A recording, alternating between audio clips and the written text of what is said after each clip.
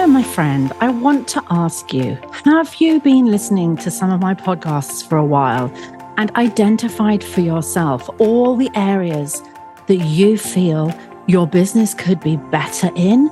Maybe you just are so busy you haven't yet mastered the working as much as you like bit. Or maybe you're just not bringing in the money, like you're struggling with the income, or it's just not enough. Well, it's time for us to have a conversation. In the show notes, there is a link to my evolution call. If you're a dance boss and you are ready to take action, let's have a chat and let's see where I can take you.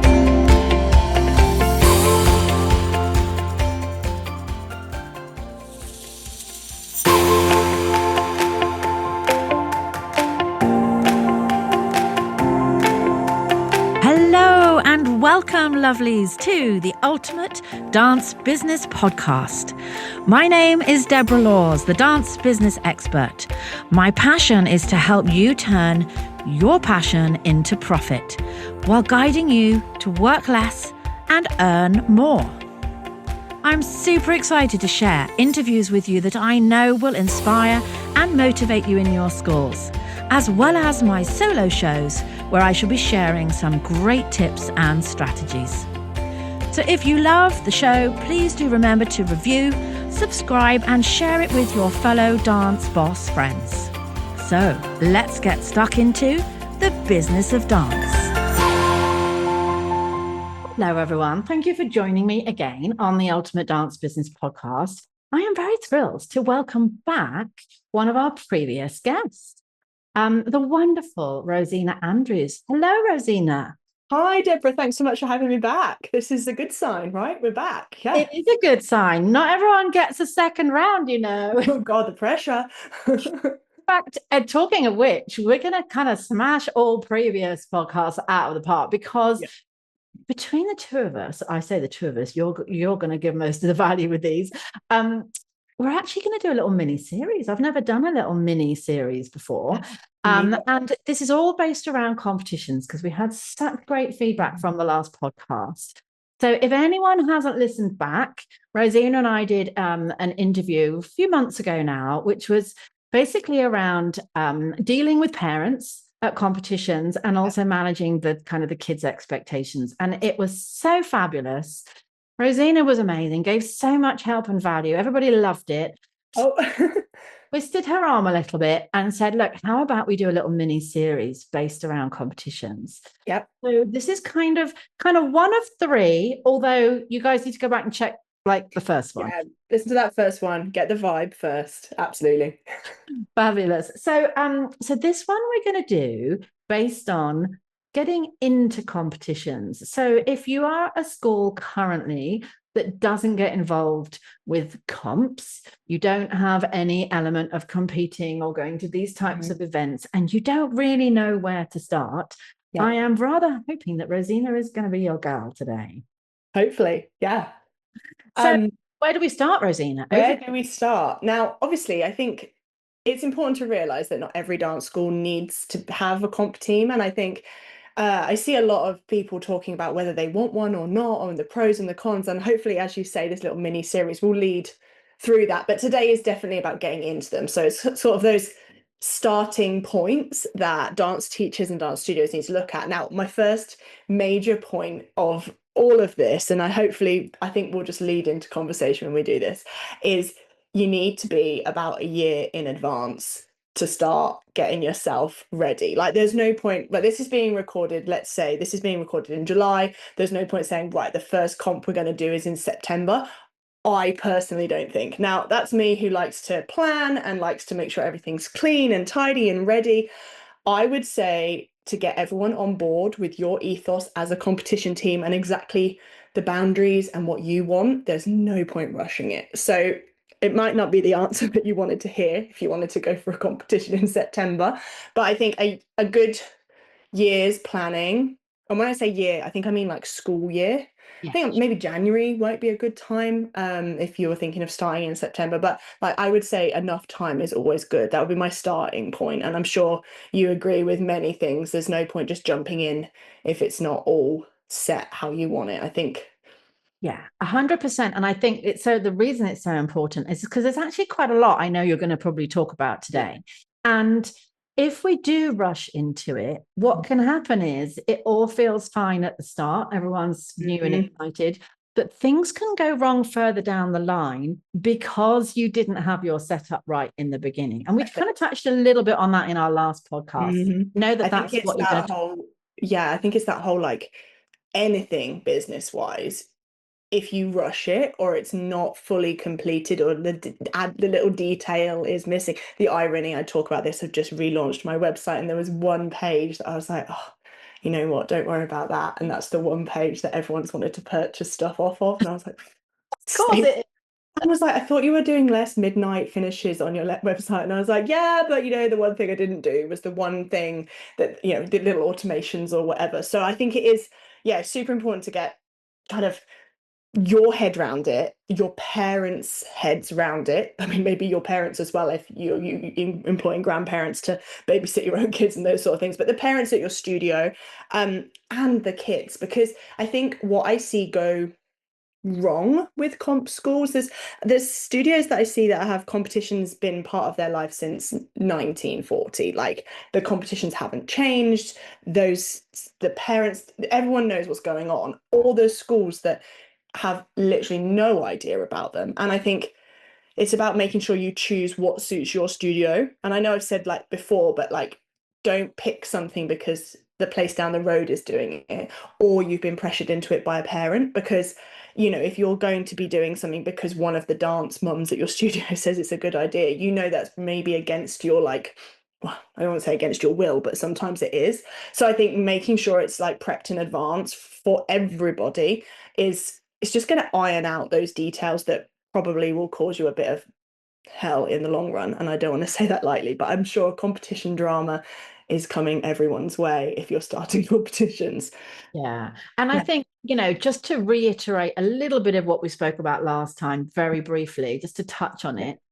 it, is also that competitions aren't for everyone. And I know you said, make sure that you actually want to do it. Like really make sure you want to do this. Is it in your heart? Is your heart Yeah. saying we're really missing it in our school? And, Mhm. please, please don't run your school because other people want your school to be Oh a no. certain way. It's got to be what you want. And, Mhm. that if you don't want to do competitions, the kids that come to you will come to you because they don't want to do competitions either, Yeah. and you're the right place Yeah. for them. But Absolutely. just make sure, because it is a lot of work, it is a lot Mhm. of time. Sometimes there is a bit of drama, however hard Yep. we prep, Yeah, no, well, and you've got to be. it comes with the nature of like that competition vibe that it will be disappointment and sometimes drama caused. Yeah. Yeah, and I know you're going to help us to kind of navigate how to avoid a lot of that. And in fact, that's what we did talk a lot about in the last podcast. But I just think if you're going to do it because you really passionately Mhm. want to do this for your kids. And then you kind of cope with all of the things that go with it, don't you? So Yeah. I mean, not a checklist as such, Rosina, but Yeah. where do we start? Can you give us some kind of lovely kind of like a roadmap of where we go? Okay. So I my mum's dance school, which is what I base a lot of my experience on, didn't do competitions. We did the odd group every now and then, and controversially, as the dance teacher's daughter, I did solos, but that's a whole nother story. No wonder why the other dance mums didn't like me. So that is where I grew up. And then when I moved to America, I got home and I was really surprised about like the influence of like an elite team within a studio. And we'd never done that. But the more kind of I think if you can find a balance within your studio of having an elite team and a recreational team, that's a really nice like family environment. But that is a hard balance, and that's a whole nother podcast. However, by starting an elite team, we started like a 3 hour training program on a Saturday, and that led to competitions. Now, what was weird, I think, compared to other schools, this was 10 years ago, was that my students, not all of them had solos. So not even the whole of the elite team had solos, just sounds really elitist, but the cream of the elite team had solos. You've also got to realize that at this time I was beginning to build my brand as a person of influence. As, however savage it sounds, I wasn't going to put a kid that was not going to do majorly well on the stage because it wasn't going to reflect well upon my product. So From that, I started with a very small soloist team, but we did have groups. And I would say it's a good place to start if you have like maybe an extra class team or a troop team or a performance class or something like that. Select the real top ones to do solos, have a large group, have a group dance, and start small before you go all in. Now, there are some studios and there are some competitions that kids have 8, 9 solos each, and the whole team has them. And I honestly, for me personally, don't know how you get them up to scratch. Some people, cool. Fine, but for me personally, I never hand down solos. They always get a solo that's made for them. It's never handed down. So for that reason, I think the pieces stand out. However, the children work for having that solo. They know how special that solo is and they know how much practice they've got to put in, and the parents realize the investment rather than just launching everyone in straight away. Now, saying that, 10 years down the line, my competition team has 30 dancers, and all but one, because she's only just started with us, she's 6, have a solo. But that's been a long journey, and like, they only, some of them only have one solo, some of them, if you think, okay, they could cope with more, there's 2 or 3, but we never have more than that, just because I always think, how much money is that costing the parent for what worth in the end? Like 3 solos where they could do well, great. 10 solos, 10 medals, £30 an entry, £300 for a weekend. Is it worth it? I don't know. So that would be where I'd say the best place to start is with top level solos. And that doesn't have to be top level as in top level, I'm winning Dance World Cup, Global Dance Open top level. It's top level for your studio. So if even if that may not mean the most elite child in your vision, dancer A, B, and C get the solo, and then the rest of them are in a group dance and they build up. So that'd be where my starting point for teams, I would say. The other thing that I think you might also be able to help with is the scheduling of private lessons for competitions is really tough. It's crazy if you have 30 kids with 30 solos. Yeah. Um, so my best advice with scheduling, because I see a lot of people talk about this on the forums, etc., is for me, they learn solos in a bulk session. Senior dancers will learn them in 3 hours with their said choreographer, and I'll talk about that in a minute. Juniors will learn it half an hour every week for 6 weeks. Usually, if it's a minute and a half solo and you've prepped it, you should be able to get through that in that amount of time.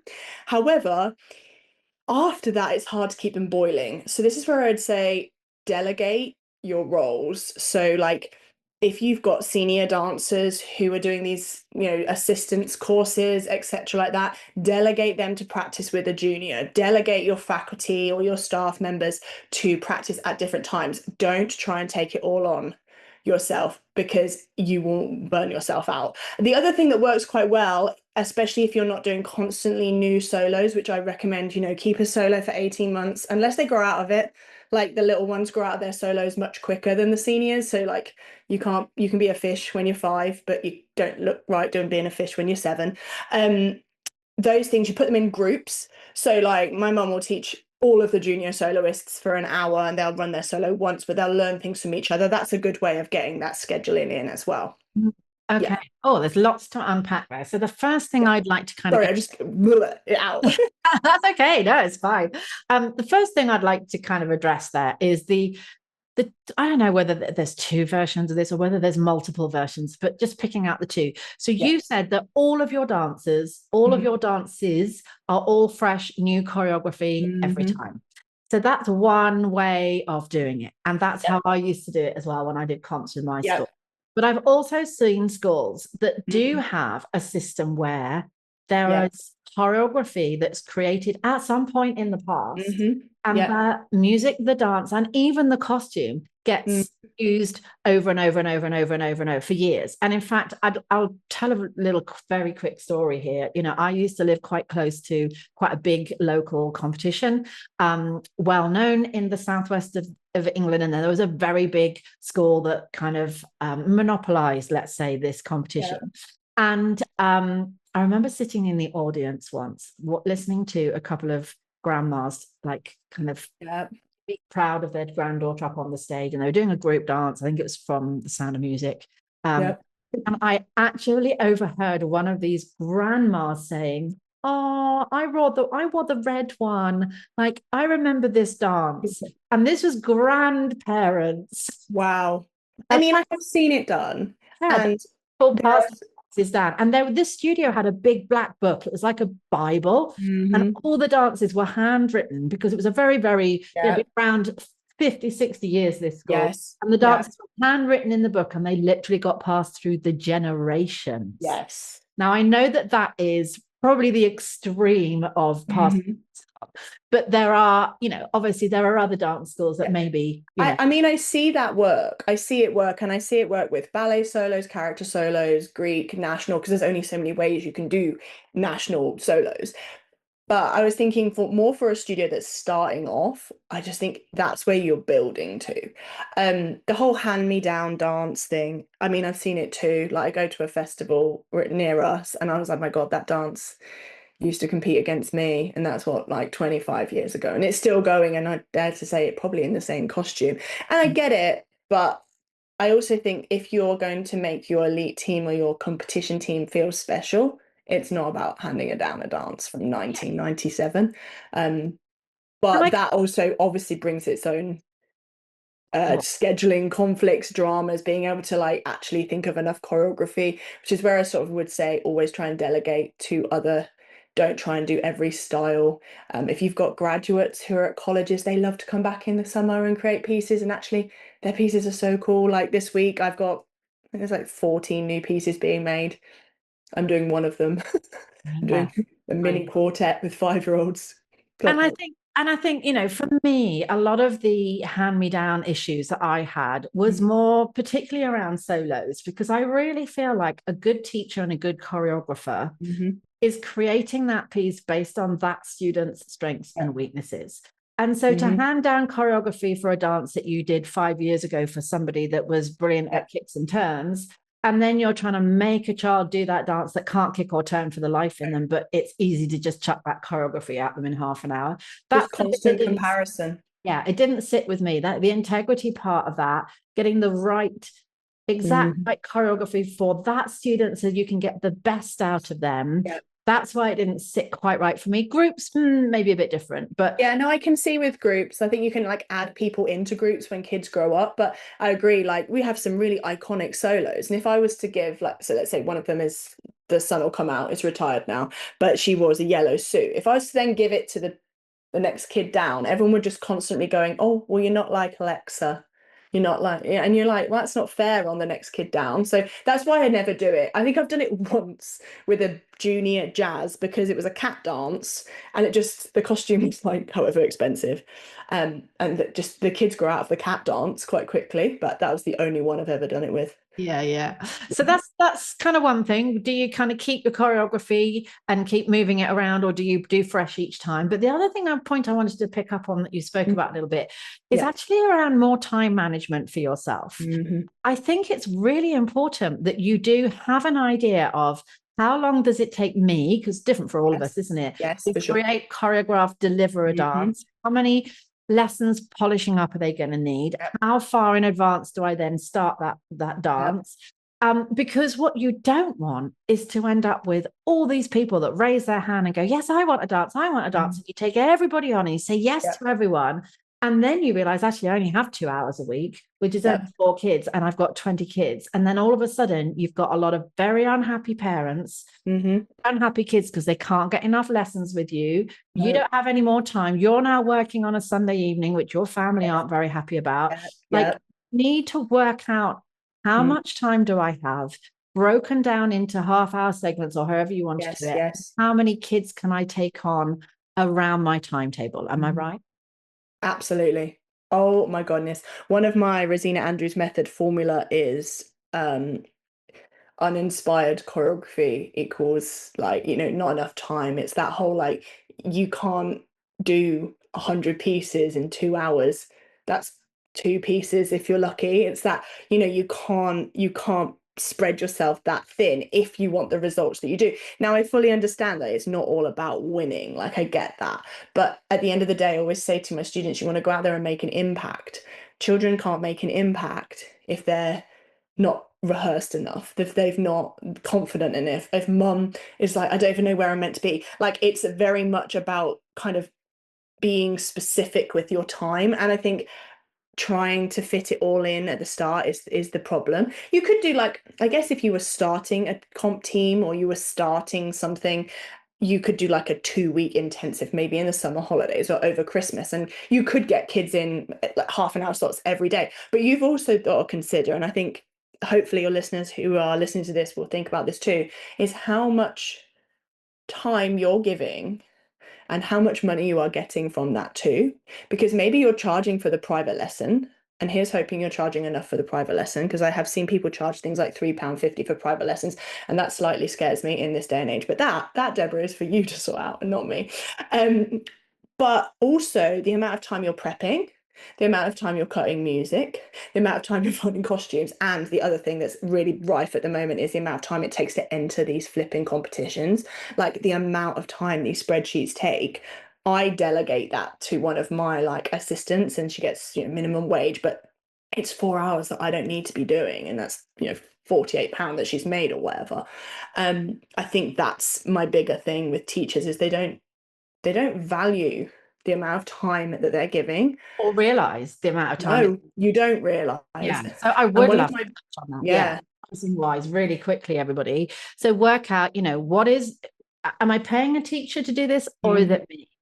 How much is a venue likely to cost yes, me to hire if I don't have my own venue? But even then, you should be allocating an amount of money for your own venue hire. yep, Some admin time for entering, like you just said, for collecting the fees from the parents to enter the competition for them, for cutting the music, finding the music, doing your choreography, like work it all out in terms of, so if I know I'm going to spend an hour prepping and it's going to take 15-20 minutes to enter them, and then they're going to need this many lessons, like, one of the ways you could do this is to work out a package and yes, work the package out based on this is based on 6 30-minute lessons, hmm, the work that goes into it prior, the work that goes into it after, yep, and the whole thing will come to X amount. yes, That's what you get charged per dance. After that, if you need lessons for polishing up, ready for the next one, then they're paid for just as an individual, or you have another package for competition 2 and competition, like, but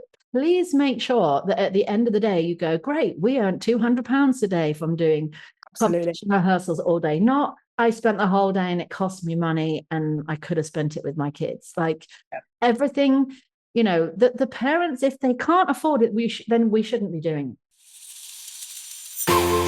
So I thought I would just share with you guys today the planners that I have produced for dance school owners, because these are flying out of Amazon like hotcakes. And if you don't have yours yet, then all you have to do is pop to Amazon and type into the search Deborah Laws, and all 3 books will come up. So the Ultimate Dance Business Planner I designed for you so that you had a little bit of a Deborah on your desktop. The planners are full of business training, tips, motivational quotes, things to do at the start of the month, things to do at the end of the month, ways in which you can plan out your marketing and your retention, and they are selling all over the world. So go to Amazon, grab your #1 best-selling Ultimate Dance Business Planner, and enjoy mapping out the growth for your studio. I would love to be able to start that from scratch with, the studio that I work for, but unfortunately we started slowly and surely. But the more I get into it, the more I'm like, okay, you are getting a new solo. I no longer like underestimate how much time I put into it. And especially when I'm using other people to do choreography, I'm like, this is the set fee. And we've been slowly adding admin fees to things as well. But you just have to fully communicate why you're doing it with the parents, whether it be a package or whether you have a pre-existing comp team that you need to be like, yeah, I need to change this up. I think it's important that you for me, communication and the why and the how is like the biggest thing ever with any parent at any dance studio. If they understand exactly what you're doing, they will trust what you're doing. If it's just like, oh yeah, well, this is what we do here, and it's sort of passed down knowledge, that's when it's going to go pear-shaped. Another thing you just said about that though, the whole like um the fees and all the amount of time you're spending. One thing, I did a course in America about 10 years ago, and the woman said to me, oh, if you're doing private lessons, cut the music in the child's private lesson. And I was like, oh my, I've never considered that. She was like, well, you're the one cutting the music, you're the one working. Why are you doing it in your free time? And I was like, yeah. Gosh, I mean, I rarely do that because you've got a half an hour session and we don't have the time. But there have been times like the other day that the music was wrong, and I sat there and I thought, I'm not going to do this at home. I'm going to you go practice what you know. I'm going to work on your music. And actually, the kid enjoyed watching me cut the music and all that. But I was like, I've never thought about it like that. And that was 10 years ago, so a lot has changed since. Yeah, completely. And that's where this package could come in, because you say like it's this for this, and it's going to take, we have to allow half an hour for professional editing of your music. And like, if you lay it all out, these are all the costs, and this is why you're being charged this amount, then as I say, parents can take it or leave it, but you're not left with all these additional hours that you're doing on top of the private lessons. And I just think if you're completely upfront and, this is what the costs are, if it's, I appreciate it might be too much, you might not want to get involved, that's fine. But if you do, this is what it is.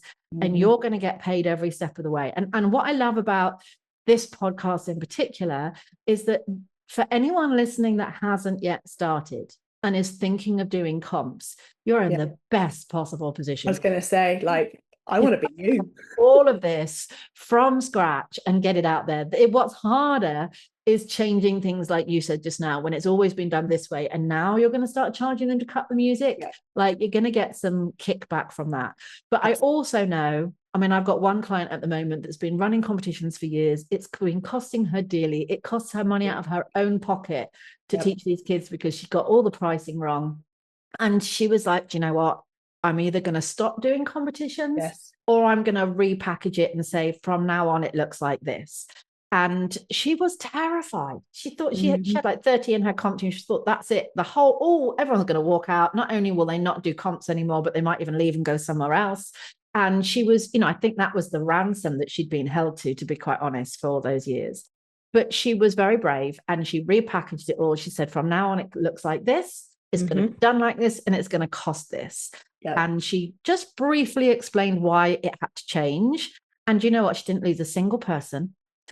Everybody was like, okay, well, we get that. We understand. And we didn't realize. And gosh, thank you so much, all the years that you've done it for nothing. And yeah, the kids do still value it and want to do it. So we'll pay that. That's fine. And now she's like, oh my gosh, I'm going to make money for every lesson, for every entry, for every time I show up to a competition. I'm earning money to be there. And she's like, why did I not do this before? So I just wanted to say to those of you that are listening that think it's too late, I can't change things now. It's not too late. You've just got to lead boldly, clearly. Yeah, I think it's, you touched upon that whole turning up at the weekend. I actually did write that down. I put, are you going to be there from 6 a.m. till midnight for two weekends a year, or whatever it is? Or are you sending someone else with you? We luckily have graduates that will want to go with us, but we don't let them do that for free. Like, we pay them to go. Again, you're paying graduates as opposed to like fully fledged faculty members who are on £50 an hour. You're paying people £12-15 an hour, but they're still there. And I think that's really important. Whether or not you're able to pay someone for a weekend or not, I think you have to be there with your team, especially in the early days, just to check up on behavior of your team. And if you have specific rules, like we have rules where the children go up to the winner and they shake their hand and they say, well done, congratulations, and they're nice to them. Whether or not that is well achieved or other schools do it, that's what MTPS do. And if you're not there, sometimes the behavior begins to slip, or the things you've said to your parent, no parents backstage, only chaperones, and suddenly all the parents are backstage and the kids are freaking out because they don't want the parents there, and the parents are overwhelmed because their little darling's got a win and all this. It's good to be there just to oversee. In fact, I recently went to a competition with my juniors, and I don't usually get to go there. And I pulled them up on behavior at least 3 times. Even not behavior as in they were being naughty, but I was like, this is not how you represent Yeah. me or the studio. So sort yourself out, or I'll take that duet off you. Mm. And also I think you can again manage the situation however you want. I think you're absolutely right, especially if you're starting Mhm. competitions for the first time. I think there needs to be a level of commitment where you're going to make sure that they represent the school well, and that the and I'm sure we're going about to go on to this probably, but the boundaries and the rules are all being adhered to. And that can only really happen if you're there to measure that and monitor. Mhm. But I think also, if you're not somebody that wants to be there forever for the rest of your life on a Sunday 10 times a Yeah. year, then it's also fine for you to say, for the first 12 months, Yes. I am going to support at these competitions. Mhm. And, maybe that's not part of your package. I am doing that for Yeah. free in order to help establish this comp team. But after 12 months, it's quite possible that there might not be a member of team going to all these Mhm. events. We might have a head ambassador parent or a head chaperone or a head student or whatever that might look Yeah. like. But I think it's managing the expectations, because Mhm. when you've gone to every single competition and then you decide, actually, I don't want to go to all these comps anymore. It's so hard to then Mhm. suddenly pull away. And then you're like the world's worst person because you don't go to competitions anymore.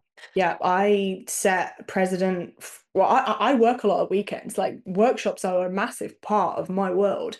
I can't be at a competition and be in Bognor Regis doing a workshop at the same time. And my parents understand that because they can see what I do as my business as well as teaching their children. But like my mum does go, and secretly now she loves it in like her prime or whatever. She's not necessarily doing it for the team any longer. She's doing it, to be around her friends and see the students and all this. But I do think like we have older girls and parents, and we do the big sister thing, which we touched on last time, where there's an older kid looks after a younger kid throughout the day and does their hair, takes them backstage. And I can say, look, we're not going to be there, but let's say head girl Imogen is in charge. And that's really nice to know. And I think because we've set boundaries from the start, they are learned behaviors and they won't change. And because we've got quite an established team from old like 18-year-olds down to 6-year-olds, it's a constantly copied behavior. Whereas obviously if you're starting fresh, you are going to have to be like boom in on them, or else that is when it hits the fan. Yeah, The absolutely. dance comps, there's a lot of that. So we've decided whether we are handing on choreography or whether we're doing fresh. We've Mhm. decided whether we're going to create a package or charge them per lesson, but we've talked a little bit about managing your time and not taking on Yeah. too much in Mhm. initial stages. And we've talked about whether you need to be there or not be there at comps. Yeah. What else do you think is a vital and important thing for people to think about if they're going to start comps? I think you have to realize that dance competitions attract a certain kind of parent and a certain kind of dancer. You are unlikely to get the parent who's only doing dance for fun and the student who really isn't going to practice at home do well at competitions. Now, that sounds awful, and I'm sure there are novice competitions, and I think they're great. But at the end of the day, novice is then leading into open. Like you're always looking at a parent who wants to spend their weekend with their child, who wants their child to have private lessons, who wants the glitteriest costume. So it does attract a certain kind of parent, and I think as long as you're ready for that and you're competent enough with your own self, and I see this a lot, and I'm trying to bash this through with dance teachers, is sort yourself out first before you attempt to sort your school out. Like sort your mental health out, drink your water, eat your avocados, whatever, but get yourself sorted before these parents come at you, because they get you and you love these kids. Like when you have these kids at comp, you feel that, oh my God, look, they're like my babies, even though they're not even my actual children. But you feel this pride that as soon as that mum says something, it's a real quick switch. So you have to be like very mentally stable, I think, to manage a dance competition team. I just think knowing that you are going to attract a slightly pushier parent when you offer that comp team is important. Um, I know it's slightly different when it comes to like a team that's coming led by me, is the fact that, people want to come from quite a way away to learn with my team, but we're quite strict on who we enter into the competition team. Like we audition over the age of 12 because you find people want to come because the grass is greener, things like that. But I think, just knowing that people, if you start winning, people are going to start coming, and because they don't consider that the win is based upon anything other than that the one place that you go. It's not based upon hard work or anything like that. It's that dance school. And I mean, I grew up in a area where people hop dance schools literally in a circle, depending on how well they've done at a festival. And Yeah. what kills me is they go back. Like I've seen people loop the studio loop twice, and I'm like, wait, And did you and I come here think, first? yeah, and this is where that mental resilience does need to come Mhm. in, isn't it? And I think that, not everybody is made for this. No. And I didn't do competitions in my school in a serious way. We did local festivals and that was Yeah. it. And I Mhm. grew up doing a lot of competitions, but then Yeah. in the school that I taught for and the school that I went on and created for myself, we didn't do it in a big way at all. I think the only reason I did it is because I love choreography and it was a Yeah. chance to be creative. Gets And them on the stage as well. It gives them the opportunity to do the thing that they're aiming to do, doesn't it? exactly, yeah. But I mean, it's hard because you are going to find yourself in a situation where, you know, I had a child that I had from the age of 3. I Mhm. nurtured her, I encouraged her to do more classes. She Yeah. got straight distinctions for every exam she ever did. We started to do competitions. She won the very first novice dance she did. Mhm. Got to championship level, won championships, and Yeah. then the email drops. Thank you very much, but we've decided to go to this school and this school. And I'm like, there's a reason your child has got distinction for every exam they've ever done and they've just won the Mhm. championships because they're in an amazing school. Why do Nurture. you now think you can go somewhere else? Like, what have I not given you? Like, it's just that whole, just feeling so unjust that you've put all that Yeah. time and effort in. But as soon as the parents start to mix with other schools, with other people, and not everyone has integrity, some of No. your students may well be approached by other kids, dance mums, or even teachers and principals.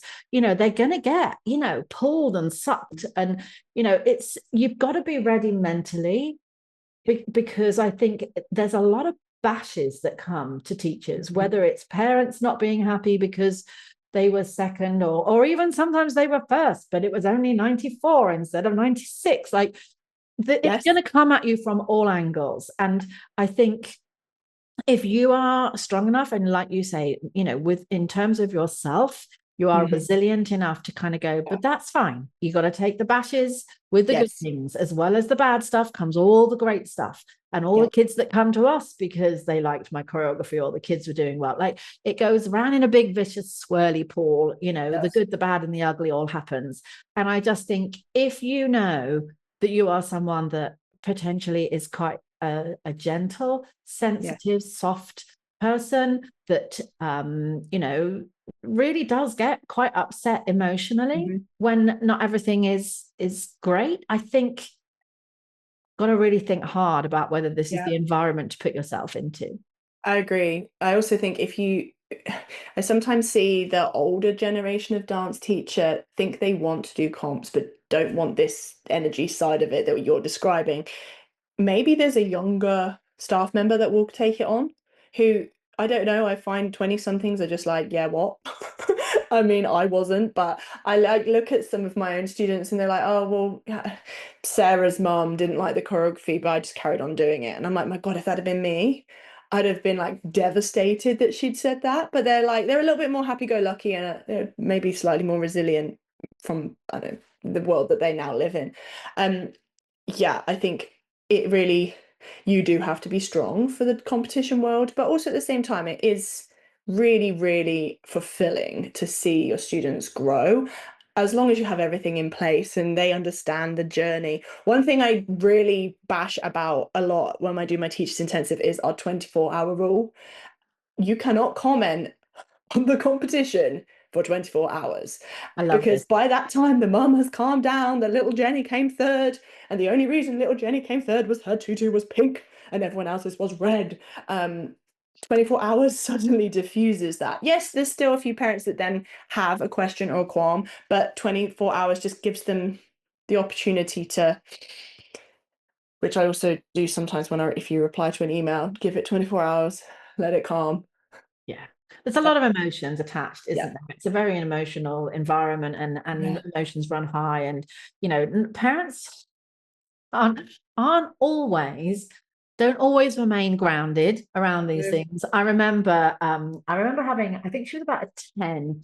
I had a student that was competing, and I thought mum was really lovely and normal and grounded, as was the child. And we didn't do it Yep. seriously, but child went away one day and it was competition week, and she came back to a lesson the next day, and she was 10 years old, and she had bleached blonde hair, and she was a natural brunette.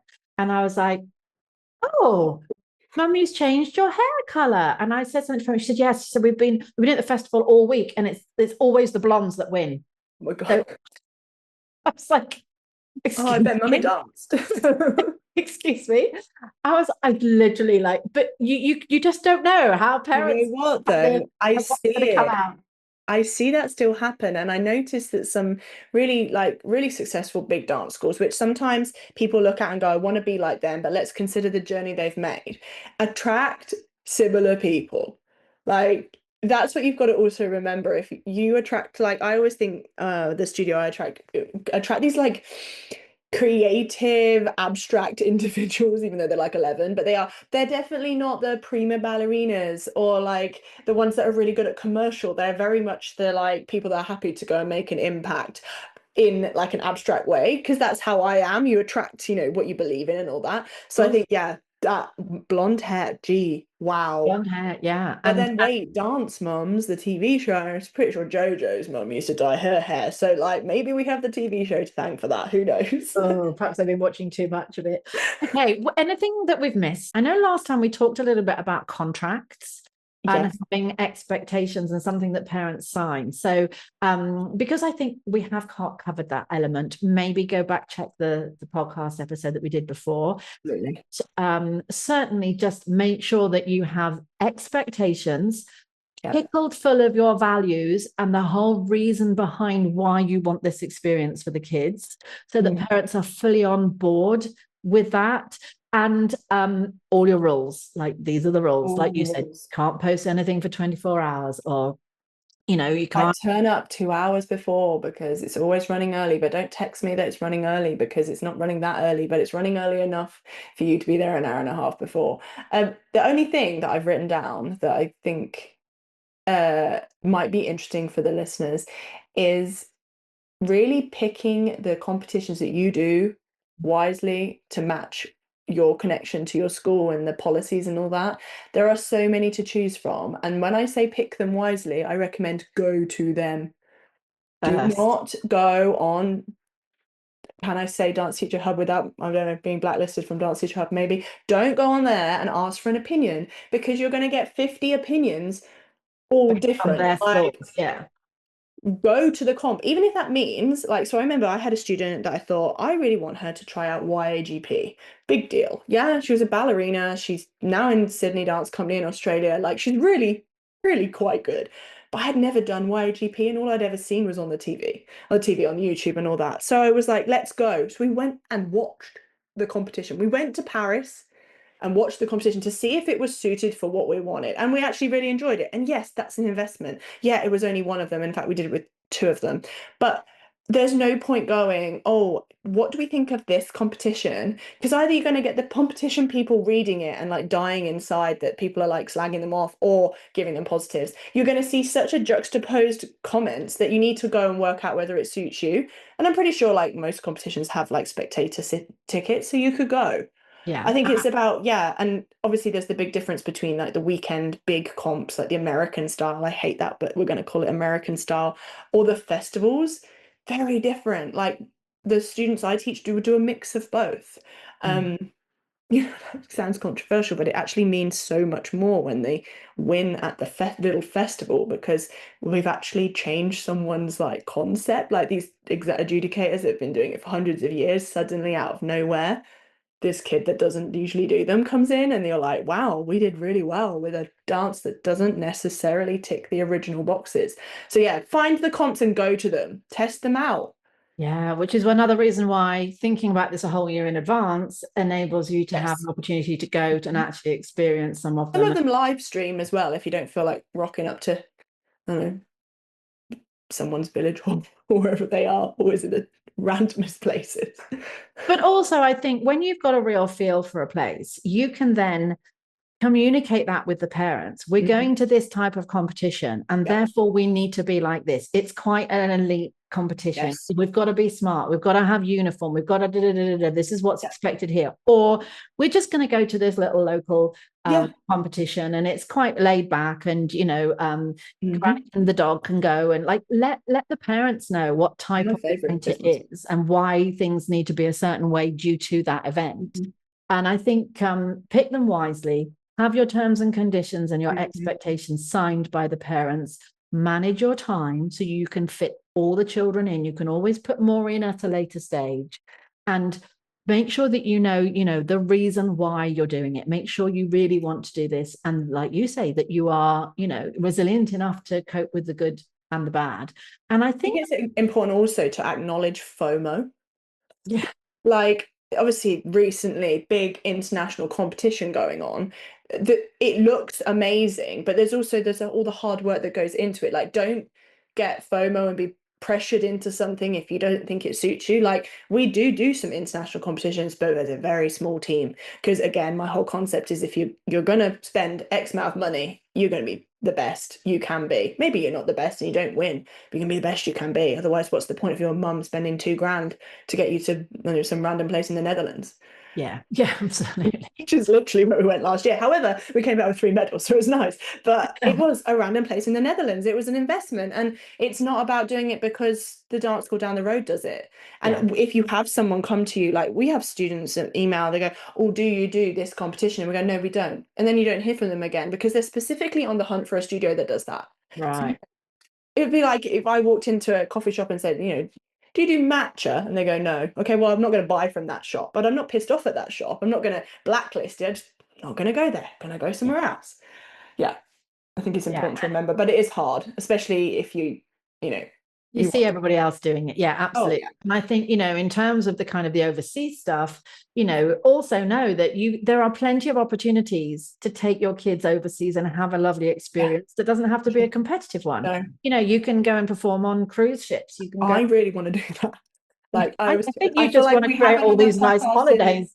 yeah, another podcast in our series talking about another side of this, and I actually think one of them will be like just take a year out and go on one of those cruise ships. I'm up for that. Rosina's just going to be found in Paris checking out Yeah.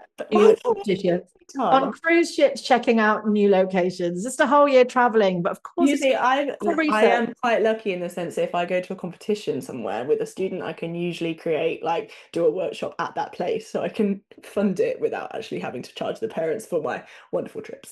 I think that's a very good strategy. Rosina, I think this has been a great start to this little series in terms of helping people get started and set up. And maybe if you're listening, you might be thinking to yourself, actually, that's been so helpful because now I think I'm happy that this is not for me. Yeah, Or now I feel ready and a bit more prepared to go for this. And I think this is going to be amazing. And I really want to do this. Either way, I hope it's helped if you've been listening. I was going to say either way is good. I'd say if your heart is in it and you do really want it, you will make it work. I think that's with anything in life. But so don't be put off. Give it a try, but don't try and do 100 things at once. Yeah, Yeah, and I slowly. think we've tried to come at it from an unbiased point of Yeah, yeah. both hopefully, balance both the good and the bad today in this podcast. Talking of podcasts, Rosina, you have a little bit of exciting news. What have you been up to lately? Ah, yeah. So I have launched my own podcast, Deborah. It's called Dance Smarter. It's available on, Spotify, Amazon, Apple, all those things. Yeah, and it's been a real fun endeavor. It's not so much, definitely not the business side of it because that's not my expertise, but I'm talking with dance mums, dance teachers, dance studio owners, actually dancers themselves, like 17, 18-year-olds, just to try and kind of bring our world a little bit closer together. Yeah, that's lovely. And so it's called Dance Smarter, did you say? Dance smarter. Yeah, someone thought I said dance martyr the other day. It was a mum who didn't understand what was going on and she was just trying to be nice. But yeah, dance smarter. Yeah. Great name for a podcast. She was like, it was quite an interesting concept. I was like, yeah, not what I meant. So yeah, dance smarter. I'll use Dance smarter. Go find it, everybody, if you've enjoyed the episode. And Rosina and I will be back to talk about 2 more topics around competitions. As always, thank you so much for your time. I know you're a super busy lady, and I know everybody would have really enjoyed listening to your great advice. And it's absolutely my pleasure, Deborah. Yeah, down to earth opinions. Thank you so much, Rosina. Thank you. See you soon. Thank you so much. So I wanted to tell you that this episode is kindly sponsored by Sally at Dance Studio Marketing, who is your go-to solution for growing your dance school through the power of social media. So if you're feeling overwhelmed at trying to attract new students, at Dance Studio Marketing, Sally helps dance studio owners just like you to leverage the power of social media and paid ads to bring in a steady stream of students, which of course helps you to achieve more balance in your life. So if you're ready to grow with less stress, visit sallyprendergast.com, or you can connect with Sally at Dance Studio Marketing on your favorite social media platform today. My clients are getting fabulous results using Sally. So let's get those ads going and let's get your school growing.